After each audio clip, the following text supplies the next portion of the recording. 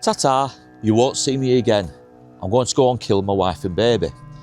Now, those were the last words spoken by 27-year-old Henry King to an acquaintance by the name of Sheila Whip, here at the Dun Horse Hotel in Blackburn. He had hatched a plan to go to number 8 Brewery Street, which is a 5-minute walk away from where we are now. Things would escalate, 2 deaths would occur, and it would rock all the residents of here in Blackburn. And it would later become known the Brewery Street Siege of 1958.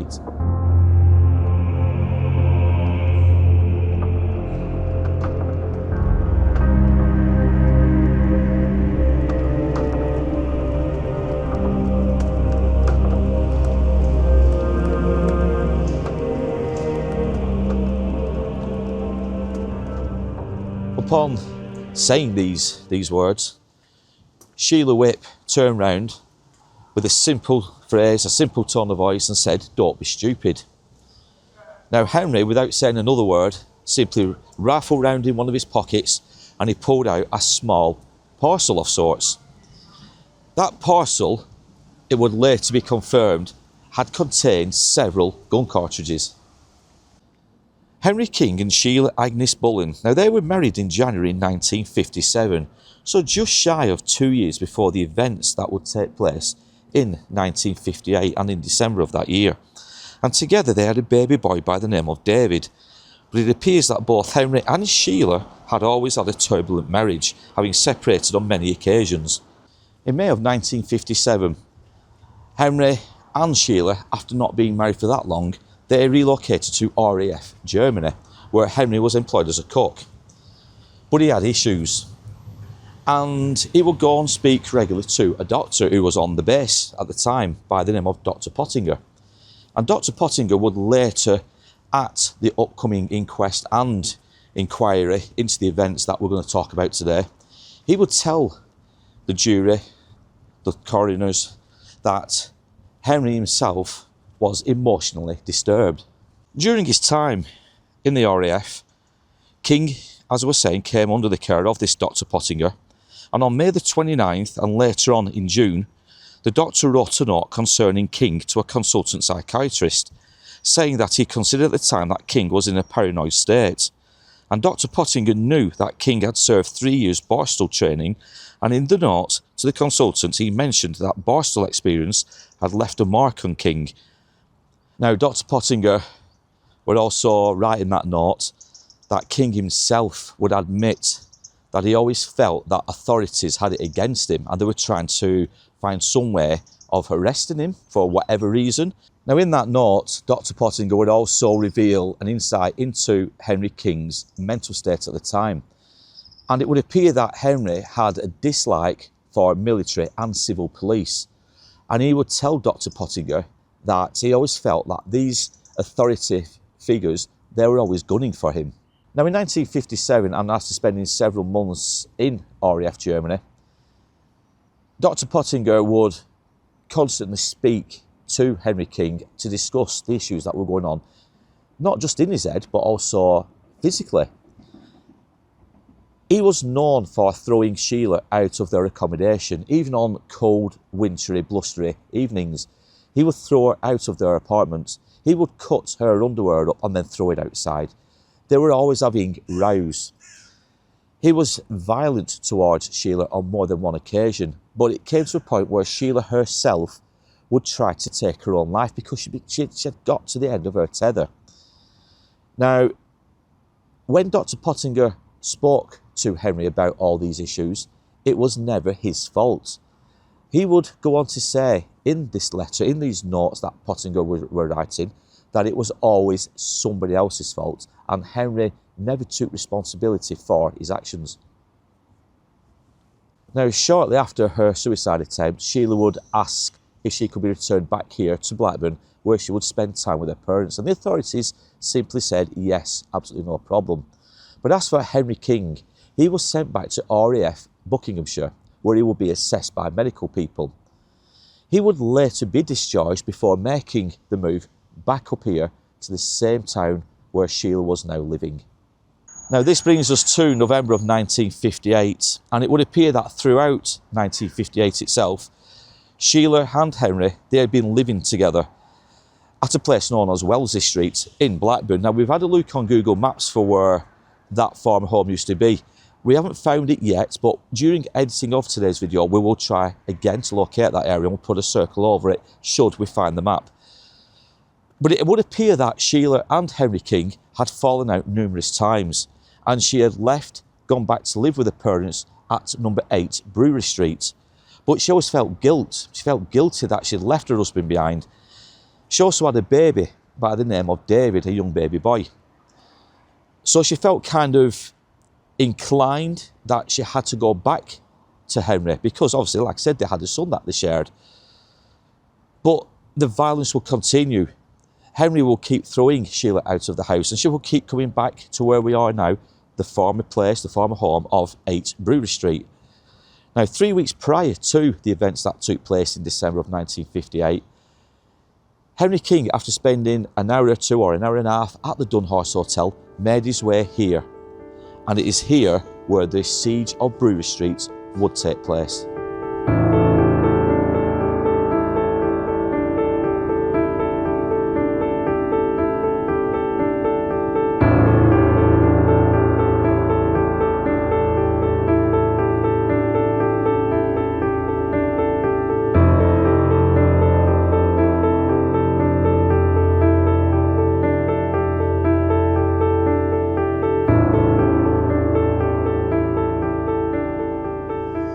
Where we stood right now is Brewery Street, or was known as Brewery Street, but as you can see, it's all been redeveloped over the years since 1958, and the houses, the terraced houses, are no longer here. They have been demolished to make way for the Blackburn University campus, or the University Centre I should say, and this is now known as University Close. Now we will overlay maps to show exactly where number 8 used to be. But basing an old census record online, we know that number 8 used to be just there where the red arrow is now pointing. And it is there where Henry King would make his way to around 10 o'clock on the 12th of December 1958. It was just shortly after 10 p.m. on the 12th of December when Henry King made his way to number 8 Brewery Street. Sheila herself, she answered that knock. She opened the front door and instantly fear gripped her. Not only was she shocked that Henry King was standing at the front door itself, but he was also holding a shotgun. She didn't have time to close the door as Henry barged his way inside. Now Sheila ran up the stairs instantly to her parents' bedroom where Robert and Alice were. They were in bed. They weren't asleep, but they were in bed. She ran into the room. Both her parents, well, they were bolted. They got out of bed, they bolted out of bed, and they went to the top of the stairs where Henry was at the bottom, and he was pointing the shotgun upstairs. He told all 3 of them to come down. All 3 came downstairs, they made their way into the kitchen, and Henry turned round to Alice, the mother of Sheila, and simply said, "I don't want no trouble, but I'm here to kill your daughter." Now the exact words that Henry King used to Alice was, "Mrs. Bullen, I've come here tonight to kill your daughter. I don't want any argument, Mrs. Bullen, but Sheila is going to die tonight." Inside the house at the same time was a friend called Jimmy Betts who had his son baby James with him. But also present was a neighbour called Mrs. Blanche Cowell. Now obviously all 5 people now in the house were absolutely afraid of what was going on and what may occur. After all, Henry King himself had made his way forcibly into the house itself with a shotgun. Now, it was when Alice encountered Henry for the first time in the kitchen, she would later go on to say that he appeared wild, agitated, but kind of lost in a sad way. He was manic, yes, but she would try to plead with him. She would do anything for Henry to change his mind. So she would lie to him, she would beg him, she would speak to him in a soft tone. She would also speak to him in a harsh tone as well. But Henry was having none of this. And he would keep repeating himself by saying that nobody was going to leave the house tonight alive. Now Alice, at one point during the evening, she made her way towards the fire. There was a fire going. And when I say fire, I mean fireplace. Now she would pick up a poker and begin prodding at this fire, at the coal, like you would, like there was nothing suspicious going on. But she sensed an opportunity and she turned around quickly and she flung this poker towards the direction of Henry King. But Henry King, he was quick to it. And he turned round to Alice and said, "Any more of that business and you will all die." He will shoot them. After dealing with Alice, the mother, he turned round to Sheila, his wife, and asked her if she still loved him. To which Sheila herself replied, "You've killed all the love I ever had for you." Now, to prove he was serious, Henry raised the gun and he fired off one single cartridge. Obviously, this went into the ceiling above, all the plaster came down, but it was enough to prove and to frighten the family that he was there with serious intentions. Henry then ordered all of the occupants of the house upstairs. And in doing so, Alice, she rushed to a bedroom window and shouted to a man in the street to bring the police. But this man just carried on walking like it was none of his business. Now in the bedroom on the wall, there was a crucifix which King ordered Sheila to stand under. It was whilst Sheila was stood under the cross and obviously trembling with fear that Henry King pulled out a necklace with a cross on it. And he asked Sheila, or he told Sheila to put it around her neck. She did this. She was told, obviously she was scared. But callously, Henry turned round and said, "It still won't matter, you're still going to die tonight." So we're going to leave the former location of Brewery Street behind to make our way to Pleasanton Cemetery, because there are two interments there which are part and parcel of this horrific story. Once we get to Pleasanton Cemetery, we're going to talk more about what went on at number 8 Brewery Street, and we're going to pay our final respects to two victims that will succumb at the hands of Henry King.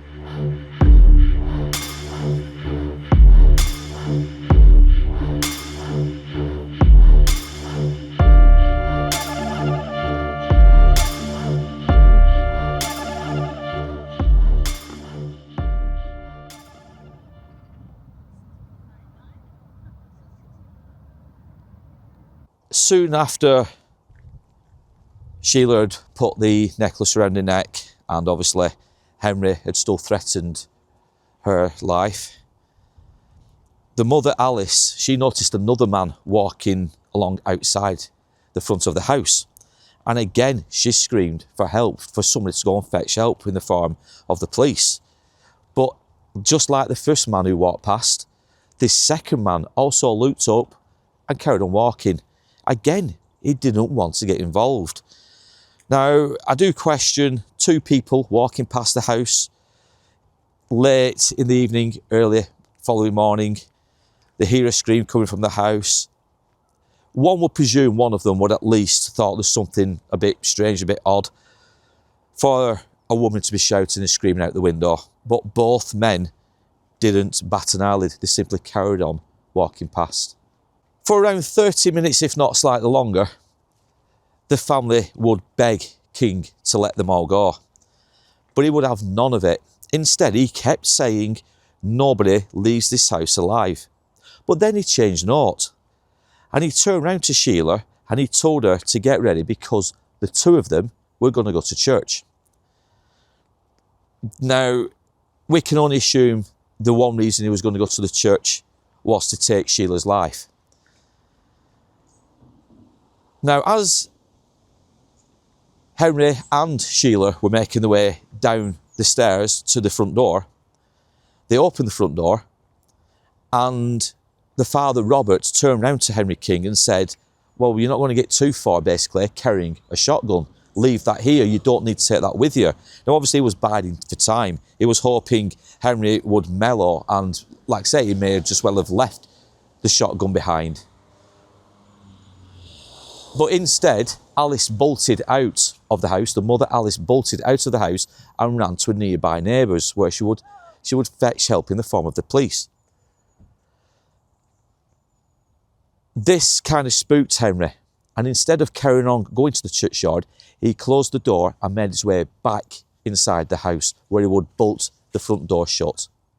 Inside the house was also Pauline Bullen, the sister of Sheila Agnes. And obviously the alarm had now been raised, and police were making their way to number 8 Brewery Street. Pauline Bullen, well, she mentioned that she'd seen the police making their way towards where they lived at number 8. And this was obviously after the alarm had been raised by the mother Alice at the nearby neighbours. And it was Police Constable Jack Colville, he was one of the first responding officers to the scene. And himself and another police constable, they'd made their way into the house. Now they turned round and they said, Henry, we're coming in. And just prior to the police officers coming into the house, he turned round to the family and said, now we'll have some fun. Now, Colville, he raised an arm in the direction of Henry and he said, come on, Henry, put the gun down. Henry fired off another shot, and this hit Colville on the left side of the groin. And obviously, it floored Colville. Now, the police officer who was with Colville, he immediately sprinted from the house and he made his way outside. He then realised, obviously, that Colville probably and would need some medical attention. So he kind of run back in quickly, got hold of Colville, and he began to drag him outside. Now, at this point, Henry King didn't fire off any more shots. Instead, he let the two officers leave and he shut the door behind him. He also bolted the door. This time, nobody was going to get into number 8 Brewery Street. It would seem that during all the pandemonium and the shooting of Police Constable Jack Colville, Henry King fired off another shot, but this time in the direction of poor Sheila Agnes. Sheila had her back to Henry at this point and she was stood at the fireplace. This single shot penetrated Agnes, or Sheila Agnes, in the back, and she slumped to the floor. She died pretty much instantaneously and there and then on the spot. With the second gunshot being fired and obviously Sheila Agnes being killed on the spot, the other hostages managed to flee the house. So all we had now were Henry King, Sheila and his baby son David. With the gunshots ringing out, obviously it alerted nearby neighbours and word soon got round, and the street itself had become somewhat of a circus show. A lot of curious bystanders made their way to Brewery Street.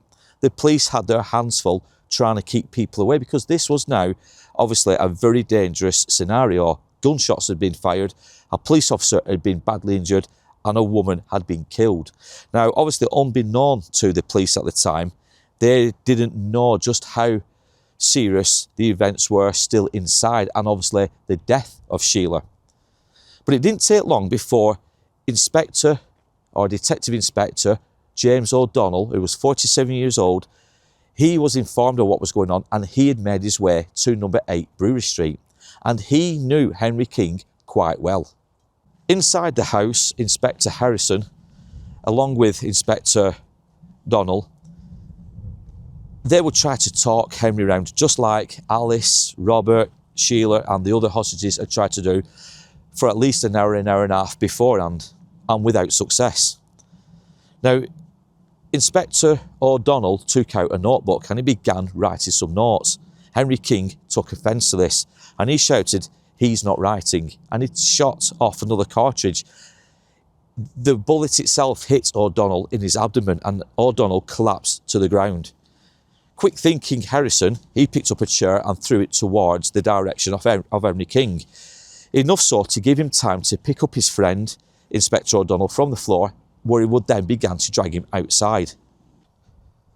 As time went by and at around 1 a.m, the police brought Henry King's brother to the house to talk to him. And King threw out a letter that was written by his wife, but it was written to another man. And he demanded that his brother should read this letter.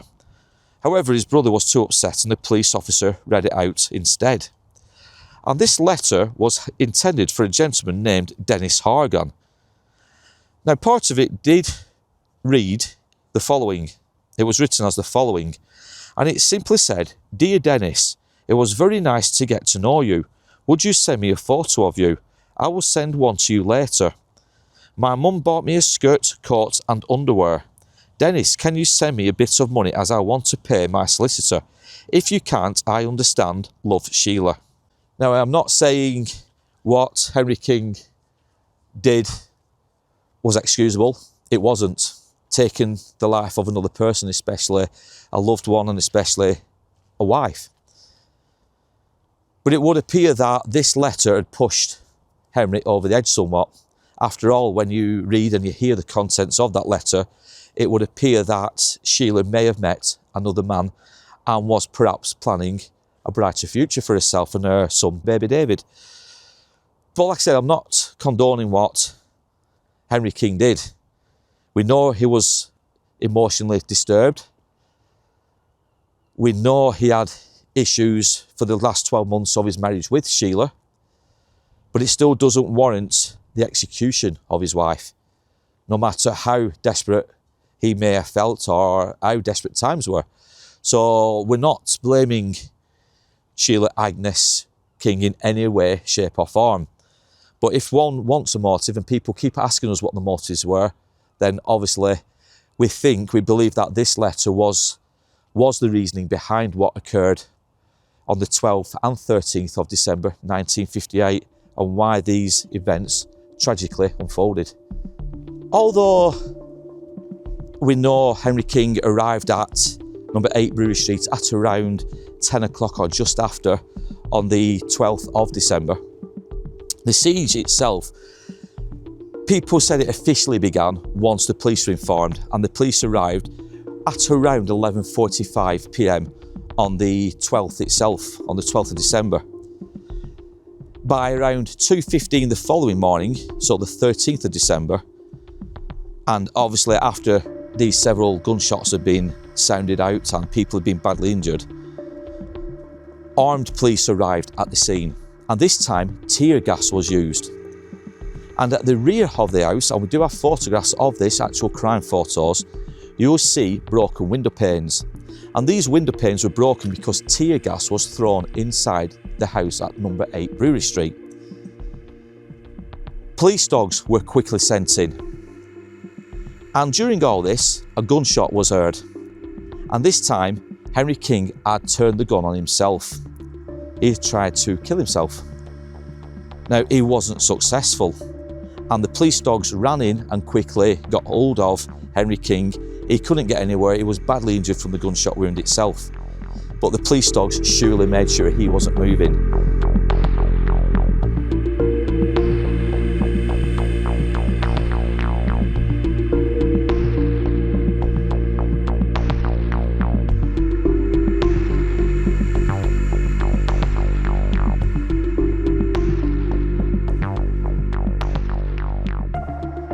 With the police now rushing inside the home with the tear gas being used and police dogs being sent in, Henry King's body, he was still alive, but it was soon quickly discovered, and he wasn't too far away from where Sheila's body was located in the kitchen.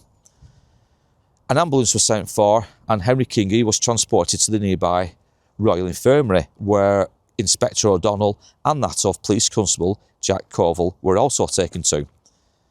But inside the house, it was a scene of horror. Poor Sheila, her lifeless body was discovered.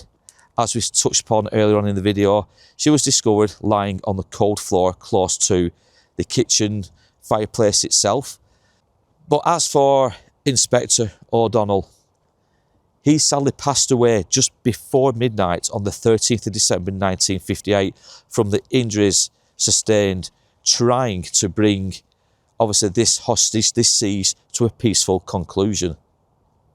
The funerals of both Inspector O'Donnell and that of Sheila Agnes King took place on the 18th of December 1958, and both people are interred here in Pleasanton Cemetery. We know Sheila is located, or her remains are somewhere buried in this direction, with O'Donnell somewhere in that direction. So we're going to try and locate the headstones now. We're going to place one flower on each headstone as a mark of respect, and we'll also carry on with the story throughout whilst we're having a look around Pleasanton Cemetery. But yeah, we're going to go and search for those headstones now, and hopefully we can locate them.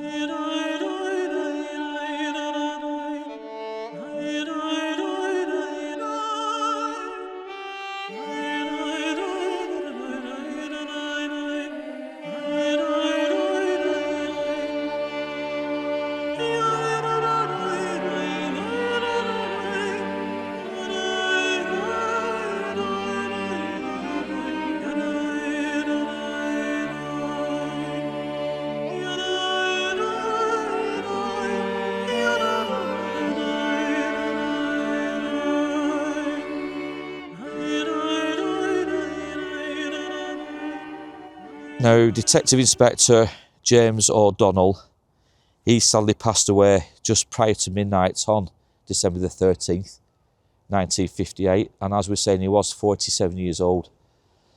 We have located his final resting place also here at Pleasanton Cemetery, along, well, pretty much alongside that of Sheila Agnes King herself.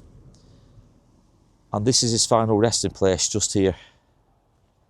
As you can see from the headstone, it's nice and simple, but it reads, "Treasured memories of James, the dearly beloved husband of Florence Mary O'Donnell, died 13th of December 1958, aged 47 years.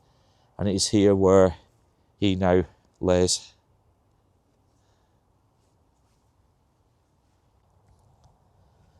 So this is the final resting place of poor Sheila.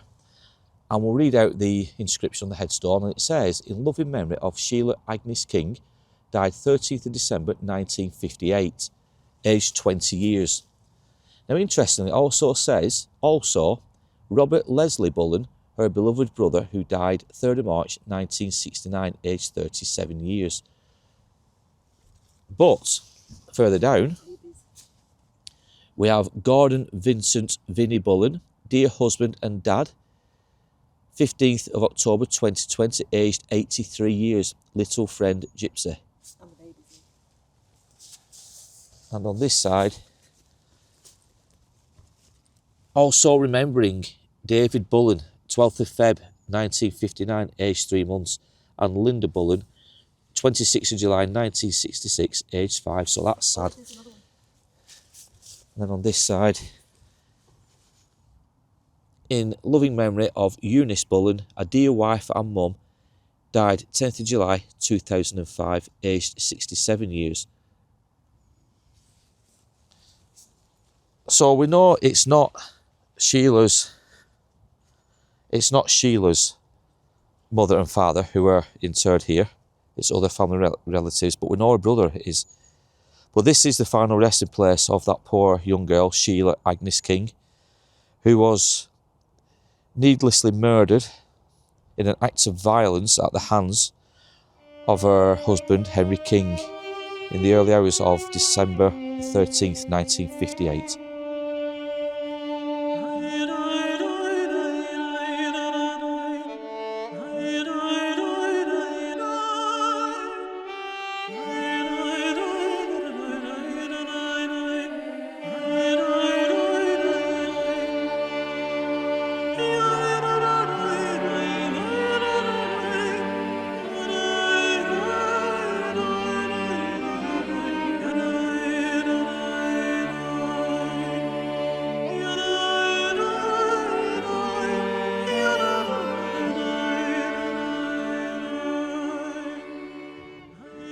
Now, Henry King's wounds were superficial. They were quite minor. And after being attended to, he was then being detained, obviously, by the police. But before long, he would then be transported to the police headquarters over in Blackburn. It was there he would be charged on counts of 2 murders, or the count of 2 murders, as well as a further charge of attempted murder of that of Police Constable Colville. Now, King replied simply with, "I am very sorry for everybody." Now, when being charged with 2 counts of murder, when it came to his wife Sheila, he simply turned round to the officers at the time and said, "I have nothing to say."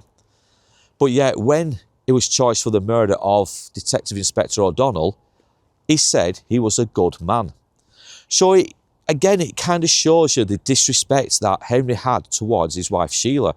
in that he had nothing to say about her death, but yet he was kind of praising O'Donnell by saying he was a good man. Less than 3 months after the tragic events that had taken place at number 8 Brewery Street, the trial of Henry King, charged with 2 counts of murder and 1 attempted murder, it took place at the Manchester Crown Courts on the 10th of March 1959. And he would plead guilty on all accounts. But after speaking with his barrister, Mr. J.R. Crichton, he soon changed his plea to that of not guilty. It would appear that his medical history would go in favour of Henry King, and his barristers would go down the old, he was suffering from schizophrenia, and that this was kind of, it was kind of making him unawares as to what he was doing and what he did on the 12th and 13th of December. After all, his medical history, as we've spoken about at the start of this video, it would outline details of how he was emotionally disturbed.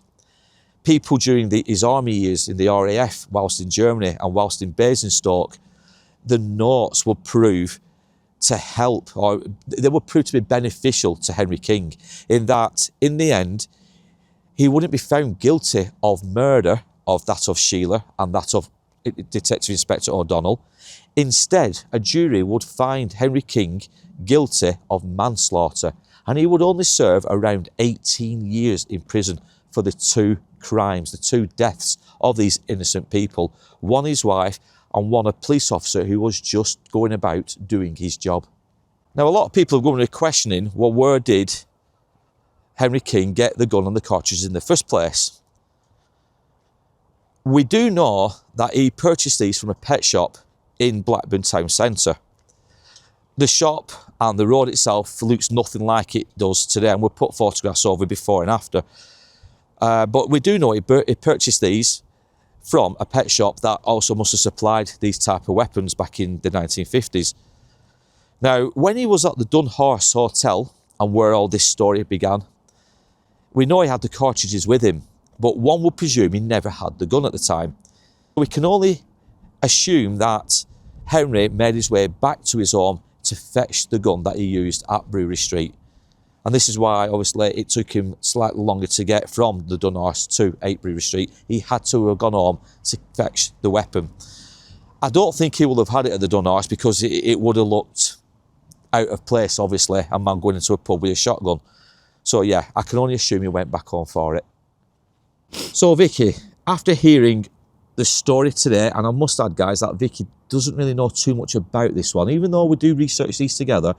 This is one that I covered as a podcast 2 years ago, and I've wanted to cover for some time for the days of our YouTube channel. But Vicky, she doesn't really get into the podcast as much as the actual being out and about, these type of videos. So you didn't really know much about this one today, did you? But after hearing all the evidence and the story itself, what do you think? Was 18 years sufficient for the murder, the deaths of 2 innocent people? No, simply. I think personally it goes back to when he was discharged on medical grounds. They should have, back then I don't know, but they should have looked into it, and he should have obviously got treatment then. I do think the fact that he went to the Dunhorse pub and was bragging about it, he was drinking, he got sourced the gun. Yeah. That's not medical. Premeditated. Yes. Yeah. So to me, it should be life for life. Yeah. And the fact, not just going back as well, obviously the way he treated Sheila all these years, kicking her out, treating her like dirt, and obviously she being loyal, she married this man. So she was totally loyal to him, but she knew she had to get out at some point. She went and lived with her parents, thinking, realistically, she was going to be safe. Yeah. And then this happens. Yeah, I mean, for 12 months, he was kicking Sheila out of the house, throwing her out into the cold when they were in Germany, cutting her underwear up. But she stayed loyal. But as I touched upon in the story, and this isn't victim blaming, this is exactly what happened, what occurred, and we can only relate what we've read. But from all accounts, Sheila felt obliged to keep going back to Henry. She felt guilty of the fact that they had a son together, and that she was denying Henry the privilege of seeing their son grow up. So she kept going back to him. I'm not blaming Sheila. No. She had a loyalty there. Yeah. But obviously enough became enough, and that's when she made the decision 3 weeks prior to the event to take place to move in with her parents at Brewery Street. Thinking she was safe. Thinking she was safe. Now, obviously, this letter that Henry found, that was written by Sheila, that letter may well have been innocent. She may have just met somebody on a friendly acquaintance and it was just something or nothing. But obviously, he's interpreted it, in my eyes, as being something a little bit more. Like she had a romantic interlude with this person maybe, or she'd met somebody and she was going to improve her life and move on with her life. But even if that was the case, I'm not saying it's a reason to do it, but some people do ask us in these videos, so what was the motive? The only motive I can think of is that letter and the fact that he thought he was going to lose her for good, and if he couldn't have her, nobody else could. Now, what I should point upon is, or make a point on is, Henry King, when he was in the army, he used to brag to other soldiers, even though he didn't have many friends, he would brag to people that he only wed her, or wed Sheila, because nobody else would. Now, whether or not this was just talk, it was just him trying to have a laugh, a bit of banter with people, it was the wrong kind of banter, making jokes about being married to somebody just because nobody else would marry her. I don't know why he would say them things, but we know he was emotionally disturbed, as obviously psychiatrists would write in the letters, and I think these letters were used in his defence, and this is why he only got manslaughter and not one of murder. But it was a marriage that should never have been. The way he treated her, throwing her out, I'm going to say beating her up. I think at some points there was physical assault. I can't prove it, but I would presume there was. After all, he was cutting the clothes up. He dragged her by the hair and he threw her outside the house. On one instance, she tried to commit suicide. That, fortunately, at the time, obviously, thankfully, she didn't go ahead with that. Yeah. But she certainly was pushed to trying to commit suicide. So that tells you enough about the relationship they were in. But tell us your thoughts down below. Do you think Henry King, 18 years for manslaughter was sufficient enough? Again, it would be interesting to know your thoughts. Comment down below. We will read them all. We will try to reply to them all. If we do miss anybody's comments, it won't be for the lack of not wanting to reply, but please comment down below and tell us your thoughts. Was 18 years sufficient enough? On Tuesday, December the 13th, 2022, a special ceremony was held here in Blackburn and opposite where Brewery Street once stood. And this was to unveil a memorial in the name of James O'Donnell. And this was funded by the Police Memorial Trust. And it was the first memorial the Trust had ever erected here in Lancashire. Now, attending this memorial service were the families of James, along with serving officers and detectives, and the Mayor of Blackburn with Darwin, Councillor Suleiman Connacht. So as you can see, the plaque itself still looks pretty smart after, 3 years on this wall. Blackburn Borough Police, here fell Detective Inspector James O'Donnell, QPM MM and Bar, 13th of December 1958. The Police Memorial Trust. And I'll put a better photograph over it, which I've taken. And just below it is a QR code. Not sure where it takes you, but I might have a look before we leave. But again, the police badge there. But they've placed this memorial plaque directly opposite, within a few metres of where number 8 Brewery Street was. And it's also where James O'Donnell was shot at by Henry King, and he was shot in the abdomen. Now, that is all from here in Pleasanton Cemetery, and we do hope you've enjoyed this dark, macabre story yet again. We appreciate it's another tragic one, and it may be upsetting for 1 or 2 viewers. But if you do enjoy this kind of content, please consider subscribing to the channel if you haven't already done so. We do appreciate the support you guys keep giving us. We do bring out videos each and every Monday evening at 7:05. We travel a lot here in the northwest of England, but we do occasionally branch further afield. If you can also share this video, again, we would greatly appreciate it, because it does help the channel grow even more. And we never take for granted what you guys do by sharing and discussing, commenting on all these videos. But if you can do those things, we would greatly appreciate it. Now in the meantime, we want to take care, look after yourselves, stay safe, stay curious, and myself and Vicky will be back soon with another tale from a dark, but at times glorious past. So take care everybody.